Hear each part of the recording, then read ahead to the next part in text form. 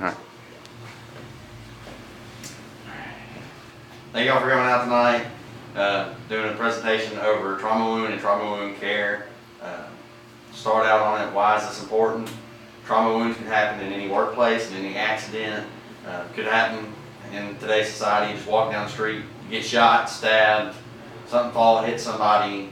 Any means of things can cause a trauma wound. A trauma wound is a wound from an impact, blunt force, or sharp object. Most of the time you'll see slash penetrating wounds as the main cause of a trauma wound. In some cases, such as in the military, you'll see it from explosives. And they will create a very problematic situation for people involved and those having to treat it. Because trauma wounds can be very difficult in nature to handle. Most common cases you'll see here in the States is car accidents, gunshot, and stab. Those are your main ones. A gunshot is a penetrating wound that's either through, if it's scrape, can be many different things. Gunshot wounds aren't all the same.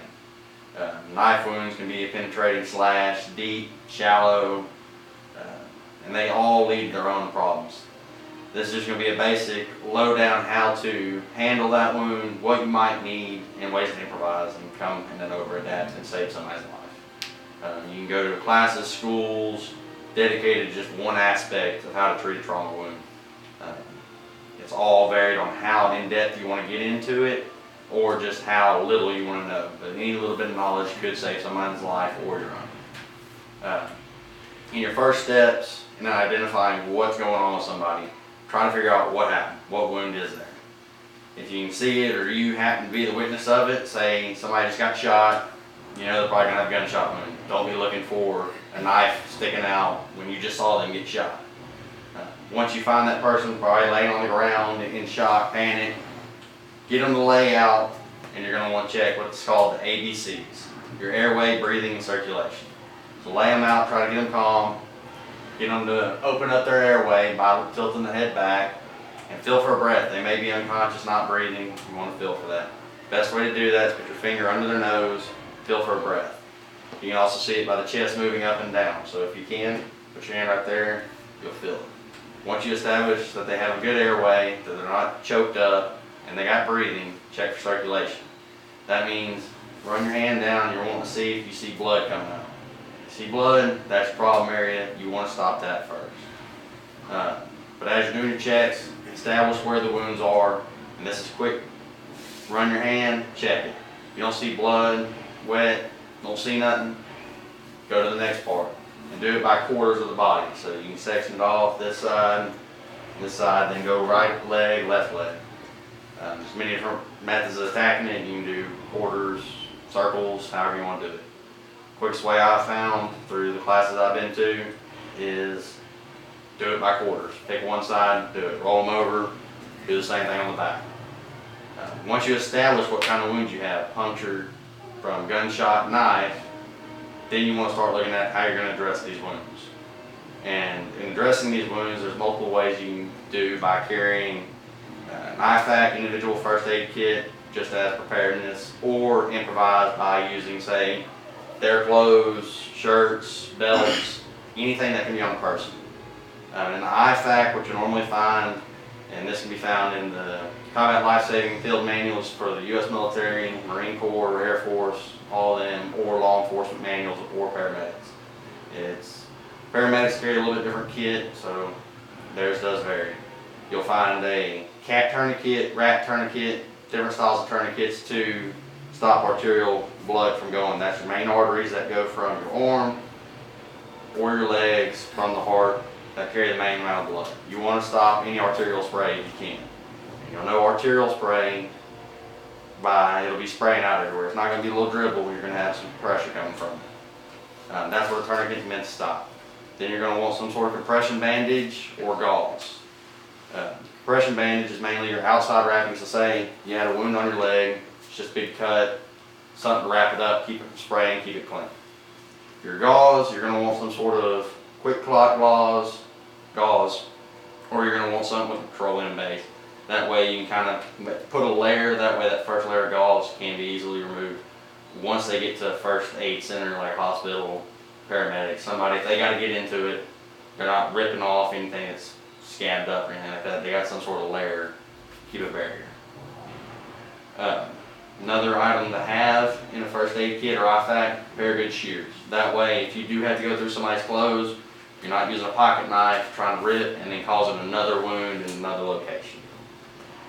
That's basically three main things: would be a tourniquet, gauze, and a compression bandage, and shears. Four main things, sorry about that. That you're going to want to have with you. If you don't have those in desperate situations, use a belt as a tourniquet, makeshift tourniquet. If you make tight, poke a hole in it, use the little clip that you have on your belt, lock it in. If you don't have gauze, use a t-shirt. If you got to pack it, wrap it, one of the two. Pocket knives do make places for shears, but they do have the risk of causing extra wounds if you're not careful with it, because you will be amped up in this situation. You'll have to try to remain calm. But once you have that equipment or makeshift stuff to adapt, you're going to want to address wounds. So say somebody has a gunshot wound in the arm and you're seeing blood come from it. You have a tourniquet, put it on, and when you go with a tourniquet, you're going to want to go up as high as you can on whatever limb you're doing. So if you're on your arm, go up as high as you can, but not where it's going to lap over the shoulder and you're just going to be bone some meat. You want to be right below the joint. That way you can actually cut off circulation and keep the blood from spraying out. Once you get the bleeding stopped, then you go into, do I pack this wound or do I wrap it? Or do you pack and wrap? If you see that it's a through and through wound, you're going to want to pack it. What that means through and through is that from one side of the arm, it can go through to the other. But if it's a plugged up wound on the other side, depending on how deep or the severity of it, you may want to pack it. Sometimes it's a judgment call. If you don't have to pack it, put a quick cloth wrap around it and wrap it up. Once you get it wrapped up, that one's good. Continue on treating any other wounds. You'll do the same thing for like a knife wound. If it's a slash, you're going to want to wrap it. It's a puncture. If it goes deep enough, pack it. Another thing, if you're having to pack a wound, feminine care products such as tampon and pads, their main job normally is to absorb blood. So in a packing situation, you got tampons or pads laying around, you use those. They make a very good absorbent material to keep the blood right there, keep it clogged up. That way it'll start to kind of heal on its own and prevent further bleeding that could cause heavier blood loss. That's in improvised situations. If not, you're going to want to use a quick clot gauze. That way you actually have a clotting agent in your gauze. From there, you're going to want to kind of examine everything else and keep doing your airway, breathing, and circulation checks as you're treating these people. If they're conscious, talk to them.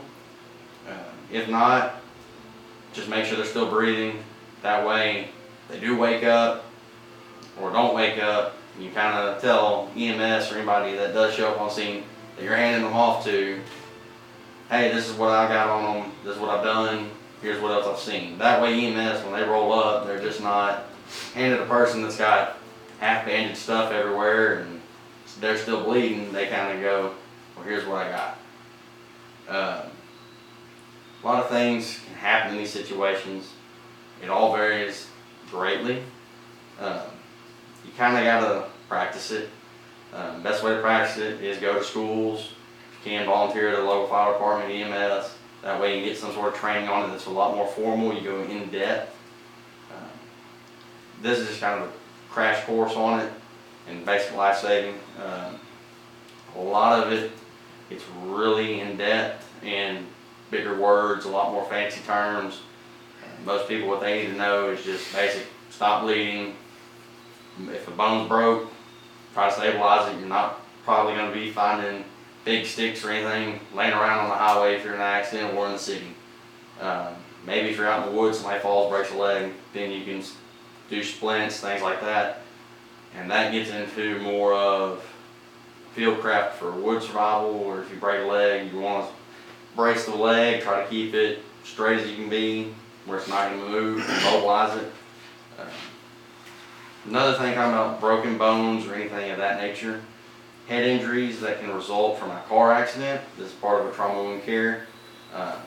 any neck sustained injury or somebody complaining that I have neck pain, something's hurting, if they're conscious, you're gonna wanna stabilize that neck or keep them from moving it. Lay them down, don't let them move their head. Tell them look straight, don't move, because if they do a certain movement and it is busted or broken and they don't know it, they can inadvertently kill themselves. It has happened. It's happened in Beaumont here, a couple years ago now.